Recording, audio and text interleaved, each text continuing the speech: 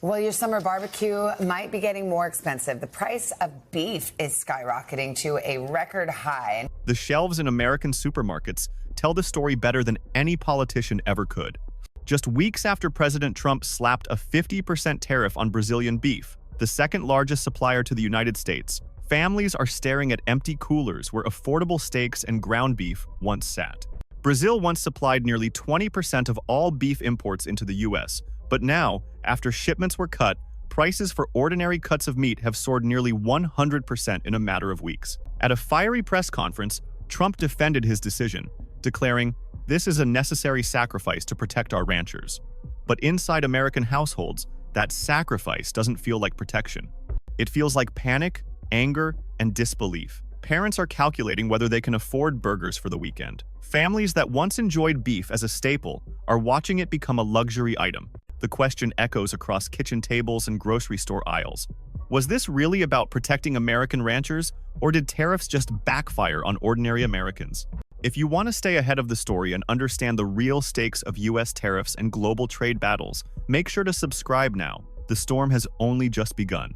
To understand why America is suddenly facing a beef crisis, we need to go back to the decision itself: Trump's 50% tariff on Brazilian beef. On paper, it was framed as part of the broader America First tariff agenda, designed to shield U.S. ranchers from foreign competition. But behind the political speeches was a far more complicated story of trade, politics, and unintended consequences. For decades, Brazil has been the world's second largest beef exporter and a critical supplier to the United States. Its sprawling cattle ranches, lower labor costs, and year-round production gave it an undeniable cost advantage. In fact, Brazil provided nearly 1/5 of all beef consumed through U.S. imports, filling gaps that domestic ranchers couldn't always cover. Restaurants, retailers, and wholesalers built their supply chains around that steady Brazilian flow. Cutting it off overnight was like yanking out a cornerstone of the U.S. food system. So why impose the tariff? Politics. The White House saw it as a chance to appeal to American ranchers in key swing states from Texas to Montana who had long complained about unfair competition. By targeting Brazil, Trump could showcase toughness on trade and promise higher domestic cattle prices, a message that resonated in rural America. In a televised address, he boasted that no longer would cheap foreign beef flood our markets and hurt our ranchers. But in trade wars, the other side always hits back. Within days, Brazilian exporters halted shipments to the U.S. entirely. They weren't about to swallow a 50% tariff that made their products nearly unsellable in American stores. Instead, they pivoted fast, signing massive supply contracts with China and the European Union, two markets eager to snap up Brazilian beef at competitive prices. In Beijing, officials hailed the move as a strategic win, securing protein supplies for hundreds of millions of people. In Brussels, European supermarkets wasted no time labeling Brazilian beef as a premium alternative to shrinking U.S. imports. The cause wasn't just economics, it was geopolitics.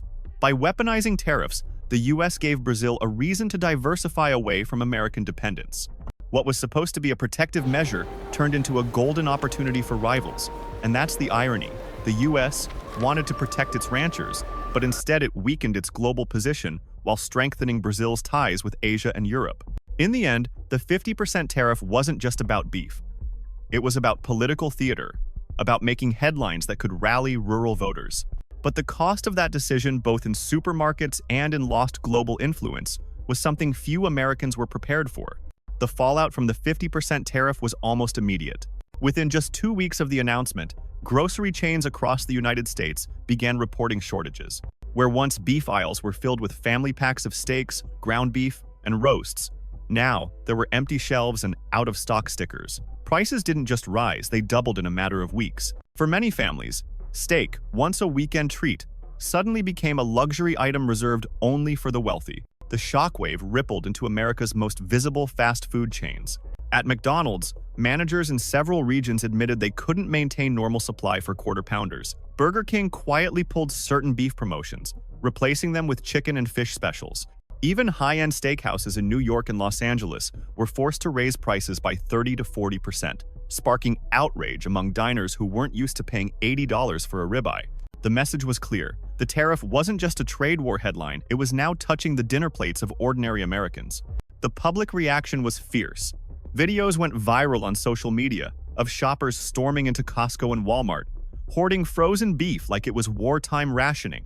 At a protest in Houston, dozens of families carried signs reading, "We can't afford to eat," and "Who is this tariff really protecting?" The frustration wasn't abstract, it was about grocery bills that had suddenly doubled at a time when wages weren't keeping pace with inflation. Meanwhile, Brazil wasted no time turning America's crisis into its own opportunity. Just as U.S. consumers were facing shortages, news broke that Brazil had signed multi-billion-dollar beef contracts with China and the European Union. In Beijing, state media celebrated the deal as a triumph of South-South trade, while in Brussels, European retailers unveiled marketing campaigns featuring premium Brazilian beef. What Americans lost in weeks, China and Europe gained in long-term supply guarantees. The economic impact on the U.S. was immediate and brutal. Food inflation spiked, with beef prices rising faster than any other protein. Chicken and pork sales jumped as consumers looked for cheaper substitutes, but even those began climbing as demand overflowed. Food banks, already stretched thin, reported a surge in families unable to buy meat at all. In rural areas, some households reverted to hunting and fishing to put protein on the table. And yet, while families and retailers were in chaos, the political messaging from Washington didn't waver. In a fiery press conference, Trump declared, "This is a necessary sacrifice to protect our ranchers." But on the ground, it didn't feel like sacrifice, it felt like betrayal. Ordinary Americans were paying more at the checkout line, while their government claimed victory in a trade war that seemed to benefit everyone except them. The tariff not only split global markets, it split America itself. Reactions from different groups could not have been more divided. Among U.S. ranchers, the response was complicated. Some cattle producers in states like Texas, Nebraska, and Kansas celebrated the policy, saying higher prices finally gave them breathing room after years of cheap Brazilian imports undercutting their herds.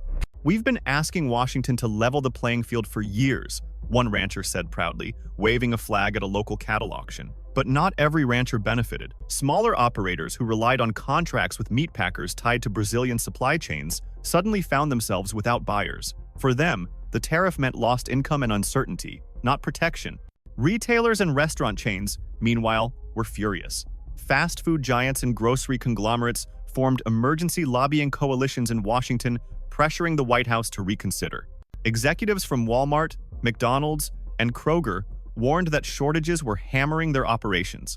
Some estimates showed that beef supply costs for major retailers had risen by 40%, costs that could not simply be passed to consumers without severe backlash. The message from corporate America was clear. Tariffs were choking supply chains, and customers were revolting. Consumers themselves became the loudest and angriest stakeholders. Social media erupted with hashtags like #BeefCrisis and #TariffHunger, with ordinary families posting photos of grocery receipts that showed steak prices higher than weekly gas bills. Protests erupted outside supermarkets in Chicago, Houston, and Atlanta, where parents demanded answers as their children's favorite meals disappeared from dinner tables. Anger wasn't partisan anymore, it was personal, tied to the struggle of putting food on the table.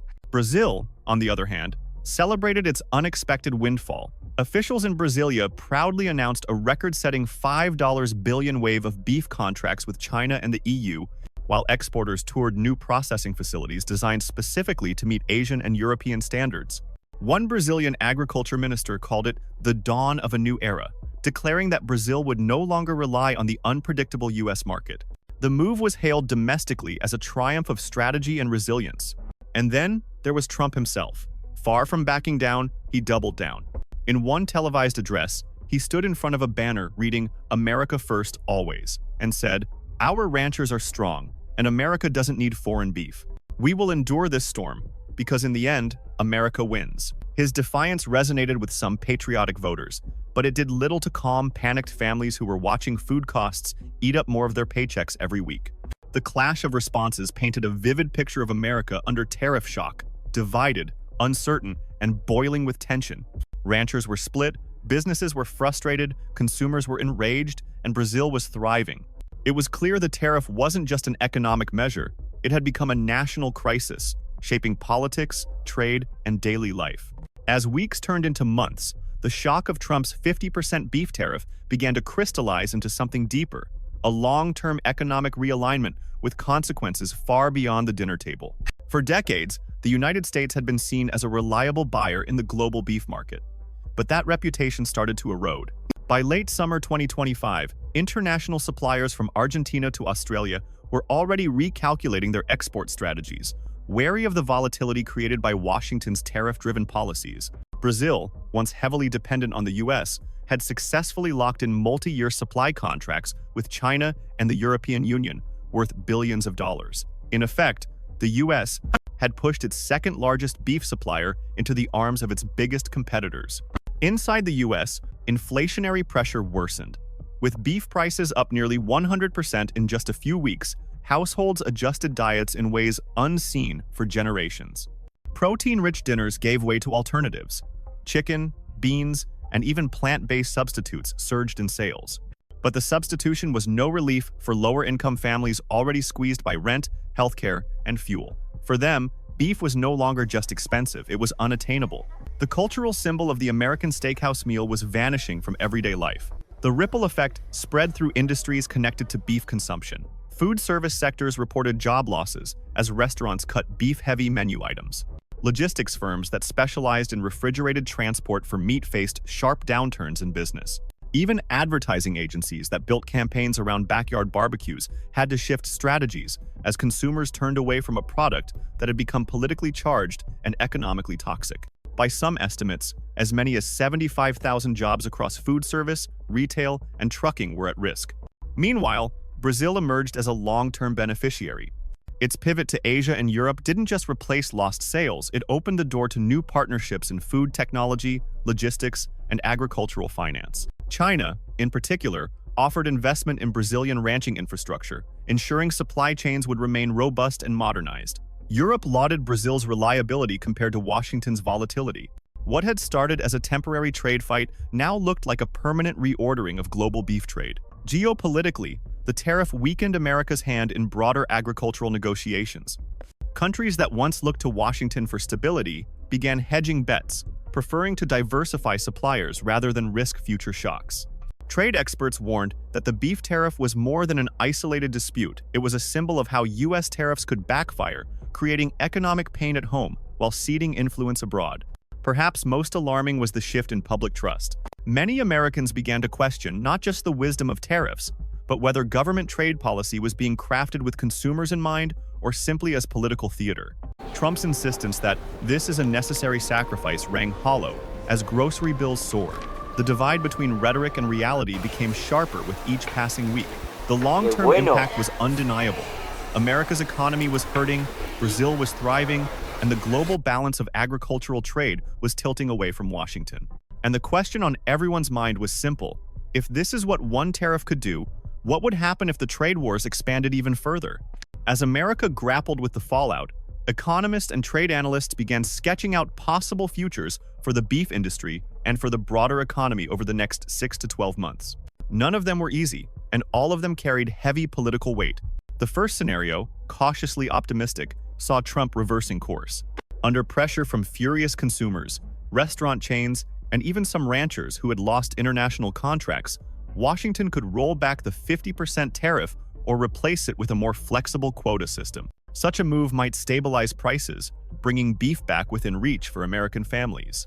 But politically, this would look like a climb down, an admission that tariffs had backfired. Would Trump, famous for doubling down, be willing to show that kind of flexibility?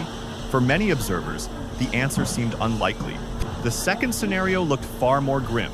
Brazil, now basking in multi-billion-dollar supply contracts with China and Europe, might never return to the US market in the same way. Even if tariffs were lifted, trust had been broken. Why risk shipping to a buyer that could suddenly impose punitive tariffs overnight? Brazil's long-term reorientation toward Asia and Europe could leave America permanently sidelined, forcing it to compete for scraps in a market it once dominated. If this scenario unfolded, the US would face lasting inflation in protein prices and a diminished role in global agricultural trade. The third scenario imagined a domestic political solution, subsidies, US. Beef producers, struggling with the chaos, might demand federal bailouts to stabilize their operations. Washington could respond with billions in new subsidies, hoping to keep ranchers afloat while easing pressure on retail prices. But this path would only shift the burden. Instead of paying more at the checkout line, Americans would pay more through their taxes. The trade-off between short-term relief and long-term fiscal strain would become another flashpoint in the national debate over tariffs and trade wars. Some experts even warned of a cascading effect. If tariffs on beef produced this much turmoil, what would happen if similar measures hit poultry, grains, or dairy? Was the beef crisis a preview of something bigger, a domino effect, that could trigger a wider economic crisis rooted in tariff policy? Could U.S. industries really withstand multiple shocks at once, especially in a fragile inflationary environment? What united all these scenarios was uncertainty. Investors didn't know how to price future risks. Families didn't know if next month's grocery bill would rise again. And policymakers seemed trapped between saving face politically and saving the economy practically. At its heart, the tariff war revealed the delicate balance between politics and economics. A single stroke of the pen, 50% tariff on Brazilian beef, had unleashed ripple effects across industries, households, and global markets. And with every passing week, one question grew louder. Was this still about protecting ranchers, or had it spiraled into a crisis that no one could fully control?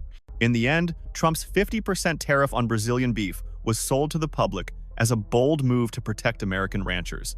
But in reality, it became a case study in how economic weapons can backfire. Instead of shielding domestic producers, the policy triggered empty supermarket shelves, doubling steak prices, and a furious middle class forced to rethink what they could put on the dinner table. While American families paid more for less, Brazil seized the moment, locking in long-term supply deals with China and Europe worth billions. Once those contracts were signed, the global balance shifted. Buyers who used to depend on the United States began to see America as unreliable, while Brazil emerged as the steady, consistent partner. Trust, once lost, is not easily regained. The larger lesson is clear. In global trade, tariffs are not just about numbers on paper. They are signals, messages to the world about whether a country can be counted on. And in this case, the message was confusion, disruption, and volatility. That perception hurts not only the beef industry, but the entire U.S. reputation as a trading partner. The political fallout is still unfolding. Some argue that Trump's stance is proof of strength, a show of America First resolve. Others see it as reckless, a decision that sacrificed millions of families for a temporary headline. Either way, the consequences are real.